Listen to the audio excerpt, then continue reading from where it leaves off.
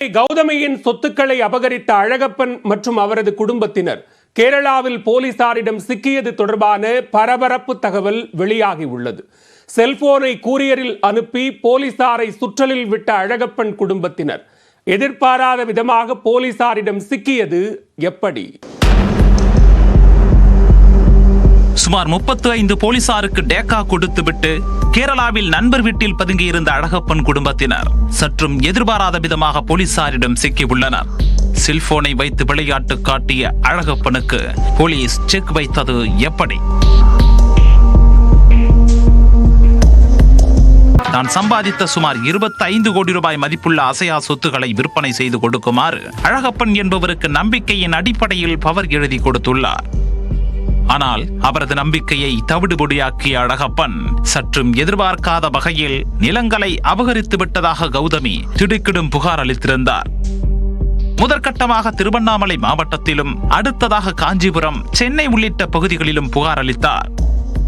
புகாரின் பேரில் அழகப்பன் மற்றும் அவரது குடும்பத்தினர் மீது சொத்துக்களை அபகரித்ததாக வழக்கு பதிவு செய்யப்பட்டது. இது தொடர்பாக விசாரணைக்கு வருமாறு அழகப்பனுக்கு பல முறை சம்மன் அளித்தும் ஆஜராகாமல் இருந்து வந்தார். இதனால் தனிப்படை அமைத்த போலீசார் அழகப்பன் தொடர்பான இடங்களில் நடத்திய சோதனையில் பல முக்கிய ஆவணங்கள் கைப்பற்றப்பட்டன. இதனால் கைதாகி விடுவோமோ என அச்சமடைந்த அழகப்பன் குடும்பத்துடன் தலைமறைவாக முடிவு செய்துள்ளார்.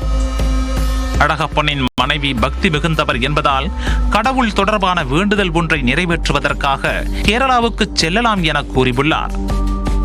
பிரச்சனை முடியும் வரை கேரளாவிலேயே தலைமறைவாக இருக்கலாம் என முடிவெடுத்த அழகப்பன் அங்கு நண்பர் ஒருவர் வீட்டில் குடும்பத்துடன் பதுங்கி இருந்துள்ளார்.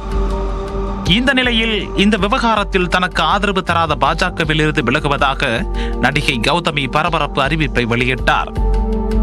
இதனால் காவல்துறை விரைந்து அழகப்பன் மற்றும் அவரது குடும்பத்தினரை கைது செய்ய திட்டமிட்டு லுக் அவுட் நோட்டீஸ் பிறப்பிக்கப்பட்டது.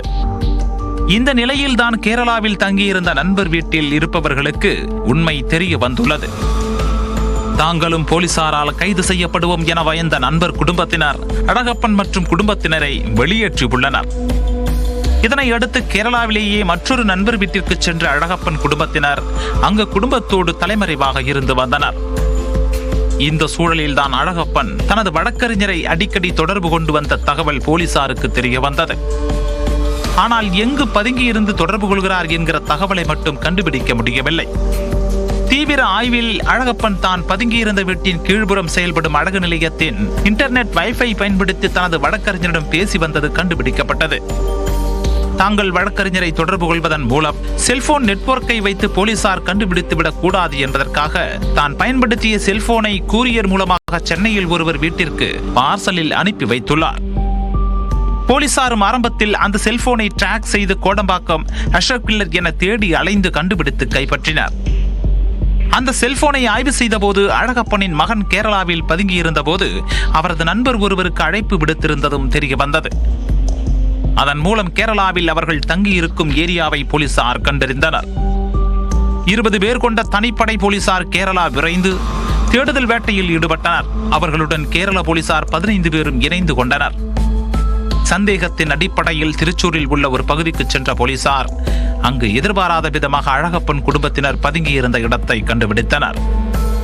அங்கு அழகப்பன் மற்றும் அவரது மனைவி, மகன், மகள் மற்றும் ஓட்டுநர் உள்ளிட்ட 5 பேரை கைது செய்து சென்னைக்கு அழைத்து வந்து விசாரணை நடத்தினர். விசாரணையில் கடந்த 20 வருடமாக நடிகை கௌதமிக்கு தன்னை தெரியும் என்றும் தாங்கள் இருவருக்கும் கொடுக்கல் வாங்கல் இருந்து வந்ததாகவும் அழகப்பன் தெரிவித்துள்ளார். தனது மகள் போலவே கௌதமி தன்னிடம் பழகி வந்ததாகவும் திடீர் பணத்தாசையில் சொத்துக்களை அபகரித்து விட்டதாகவும் விசாரணையின் போது கூறியுள்ளார். இதையடுத்து கைது செய்யப்பட்ட 5 பேரையும் சென்னை எழும்பூர் நீதிமன்றத்தில் மத்திய குற்றப்பிரிவு போலீசார் ஆஜர்படுத்தினர்.